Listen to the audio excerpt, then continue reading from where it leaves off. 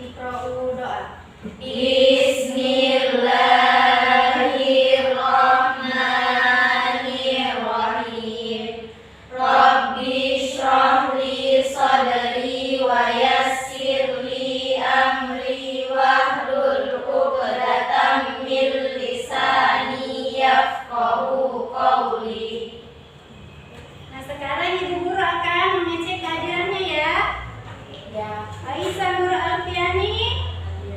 Ya. Astrid Putri Wulandari. Ya. Ya, hari ini siapa yang tidak hadir ya?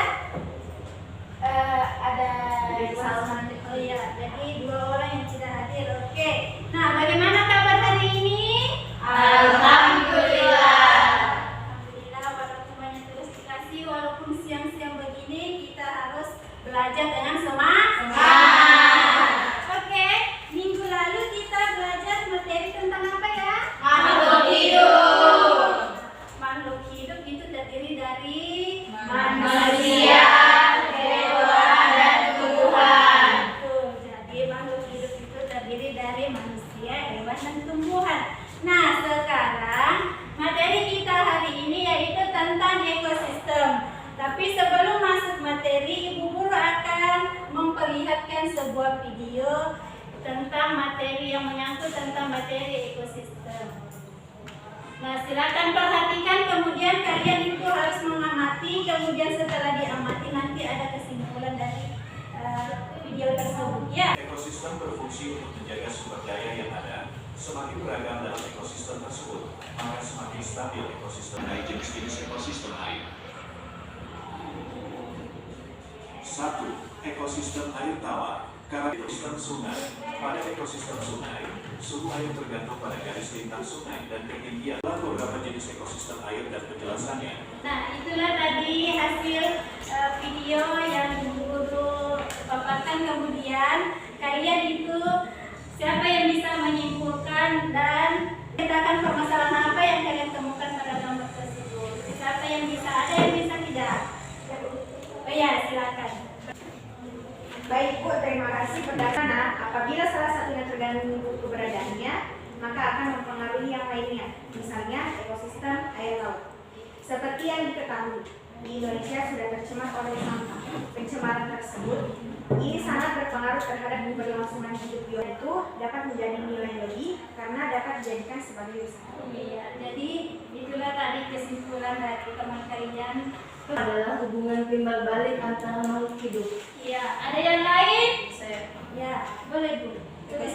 Ekosistem adalah suatu sistem ekologi yang terbentuk dari hubungan timbal balik antara makhluk hidup dalam lingkungan. Iya, betul sekali. Jadi, buat teman kalian tadi menjawab itu sudah betul jawabannya. Jadi, ekosistem itu adalah sebuah sistem ekologi yang terbentuk dari hubungan makhluk hidup dengan lingkungannya.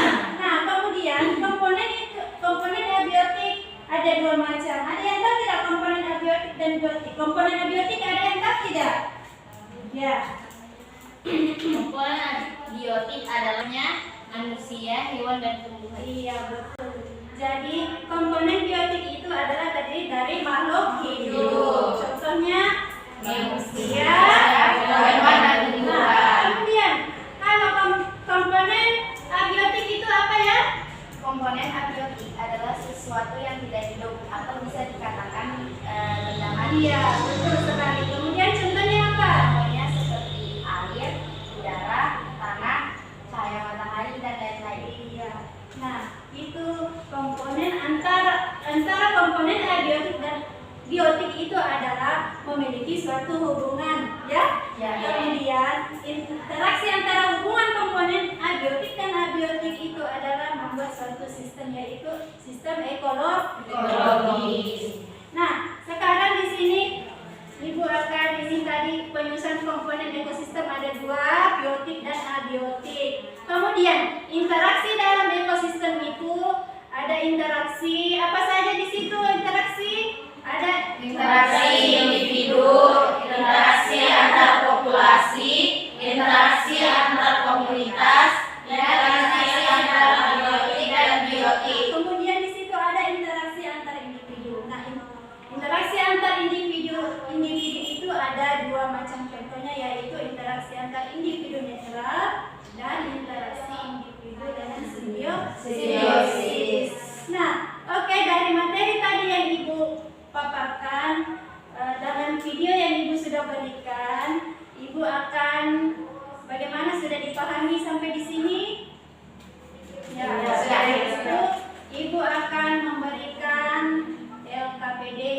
akan membagikan LKPD-nya untuk dikerjakan. Kemudian LKPD sebelum itu Ibu akan membagi kelompok. Nah, jadi jumlah siswa di sini ada 9. Ibu akan membagi 3 kelompok. Jadi 3 kelompok tersebut akan saya bagikan LKPD, kemudian diskusikan apa yang ada di LKPD, kemudian hasil diskusinya nanti akan dipresentasikan, ya. Kemudian dalam kelompok, satu kelompok itu satu yang mewakili untuk mempresentasikan hasil diskusi, ya.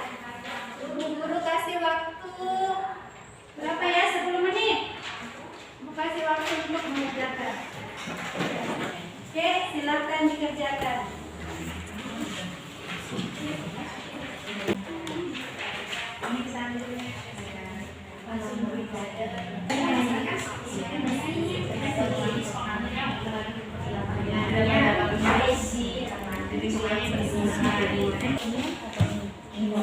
Jadi otomatis kalau lampunya itu di dalam tak bisa iya lah, tidak ada ya itu cuma beda sama di atas, Beda sama di atas ini kan sungai masih iya, beda cuma iya, cemar.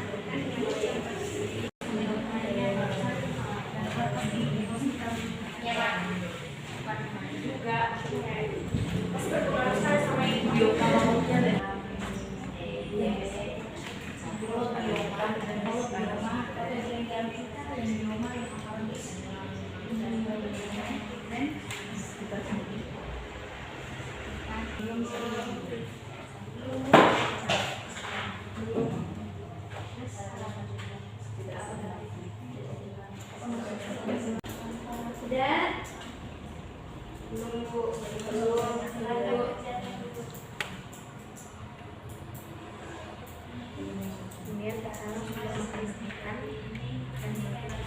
Misalkan bagaimana sekarang bagaimana solusi permasalahan ketidakseimbangan ekosistem agar interaksi antar komponen ekosistem.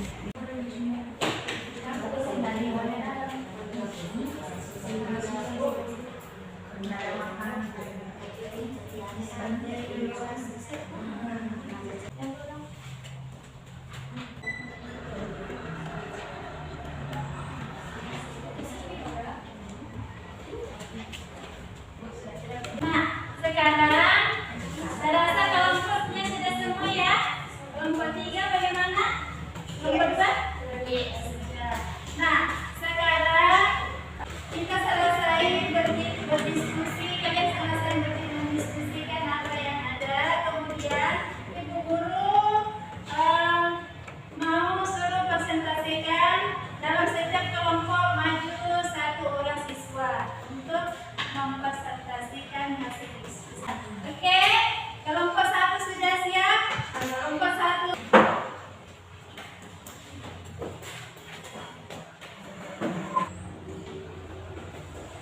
Baik, assalamualaikum warahmatullahi wabarakatuh. Waalaikumsalam warahmatullahi wabarakatuh.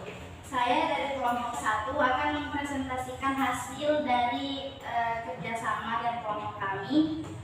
Pada video yang pertama tadi diperlihatkan dan sudah dijelaskan bahwa jika saya presentasi kelompok saya akhiri. Wassalamualaikum warahmatullahi wabarakatuh. Waalaikumsalam warahmatullahi wabarakatuh. Kasih tepuk tangan.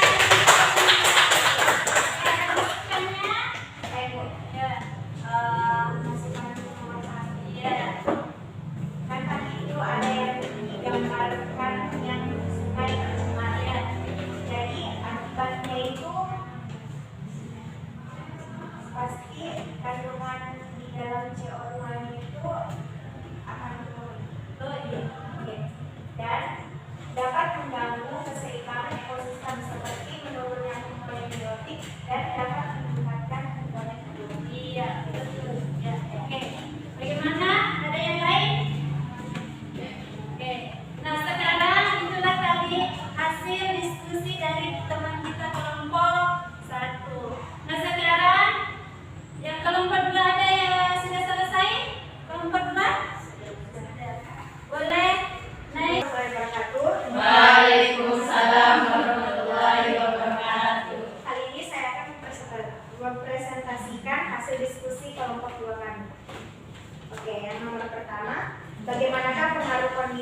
terhadap interaksi komponen biotik dan abiotik. Pada gambar sungai yang tercemar yang diakibatkan oleh limbah-limbah sampah, yang pertama, kandungan CO2 pada perairan akan menurun. Yang kedua, dapat mengganggu keseimbangan ekosistem seperti menurunnya komponen biotik dan meningkatnya komponen abiotik. Dan yang ketiga, terhalang sumber makanan ikan dan menutup sinar matahari karena endapan sampah. Oke, soal yang nomor 2 yaitu apakah ketidakseimbangan ekosistem berpengaruh terhadap interaksi komponen biotik dan abiotik? Ya, sangat berpengaruh menjaga kelestarian dan mengusahakan untuk tidak membuang sampah sembarangan di area sungai. Sekian, terima kasih. Ya, terima kasih atas presentasi untuk kelompok 2. Beri tepuk tangan. Oke, ada yang mau beri masukan atau tidak? Oh ya, silakan.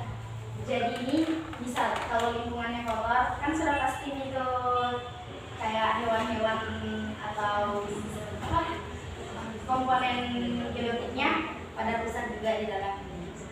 Itu kan tadi seperti yang kita bilang, kalau sampah, kebanyakan sampah itu di sungai, otomatis terhalang cahaya sinar matahari. Ya, Jadi susah itu berkembang biak. Ya, susah karena endapan mataharinya terhalang. tidak langsung karena ada beberapa hewan itu yang terbantu akibat cahaya matahari juga. Oh, iya. Ya, bagaimana? Sudah dapat? Ya. Oke. Nah, itulah tadi hasil diskusi dari kelompok 2, semuanya sangat bagus ya. Kelompok 3 bagaimana? Sudah bisa maju ke depan untuk presentasikan? Oke, silakan. Yang terakhir ya. Assalamualaikum warahmatullahi wabarakatuh. Karena tidak ada keterlibatan bahwa Ya, oke. Itulah saya dari saya. Assalamualaikum warahmatullahi wabarakatuh. Waalaikumsalam warahmatullahi wabarakatuh. Berikan tepuk tangan untuk Siapa ada masukan? Ya. Oke, jadi itulah tadi hasil diskusi kaliannya dan semuanya sudah dipresentasikan. Jadi intinya itu mengapa kita perlu pelajari tentang ekosistem supaya kita tahu lebih rinci, supaya kita bisa lebih tahu lebih rinci itu antara interaksi antara makhluk hidup dengan makhluk tadi yang hidup. Kan kita ini hidup di sebuah lingkungan, interaksi dengan lingkungan, ya. Jadi baik benda mati maupun Benda hidup. ya. Jadi contohnya kayak komponen interaksi antara biotik dan abiotik itu ada hubungannya dengan hidup, ya. Dengan yang tidak. Oke, jadi mungkin hari ini materi hari ini mungkin cukup di sini ya. Jadi kalian itu harus banyak-banyak belajar juga, tapi presentasi kalian hari ini cukup bagus. Jadi mungkin materi kita hari ini, siapa yang bisa menyimpulkan? Ya, oke. Ekosistem ini, siapa yang bisa menyimpulkan? Ya, oke, silakan. Jadi kesimpulan dari materi hari ini yaitu ekosistem merupakan suatu sistem ekologi yang terbentuk oleh hubungan timbal balik yang tidak dapat dipisahkan, di antaranya antara makhluk hidup dengan lingkungannya masing-masing. Iya, betul sekali. Jadi di sini sudah dikatakan bahwa ekosistem adalah suatu sistem ekologi yang berhubungan dengan Makhluk hidup dan lingkungannya. Yang ada hubungan timbal balik ya. Contohnya kayak ibu guru memberikan pertanyaan kepada kalian menjawab. Itu namanya adalah contoh hubungan timbal balik. Ya, oke. Jadi untuk hari ini mungkin cukup di sini. Kemudian pembelajaran selanjutnya ibu guru bisa sampaikan minggu depan kita bertemu lagi ya. Ya. Oke. Jadi untuk di rumah tugasnya pelajari materi-materi yang akan dipelajari, bisa kalian dapatkan dari buku yang kalian punya dan bisa mempelajari dari internet. Ya? Oke. Nah, sebelum kita menutup pembelajaran kita ini, marilah kita berdoa. Kemudian yang pimpin doa siapa ya? Ya, silakan.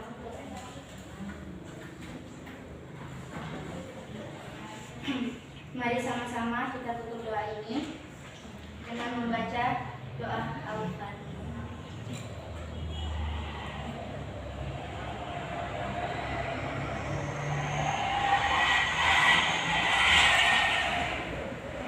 Terima kasih anak-anakku sudah mengikuti pelajaran ini. Ya, ibu guru hanya manusia biasa, tidak sempurna ya. Jadi mohon maaf kalau ada kayak kurang memuaskan. Wabarakatuh.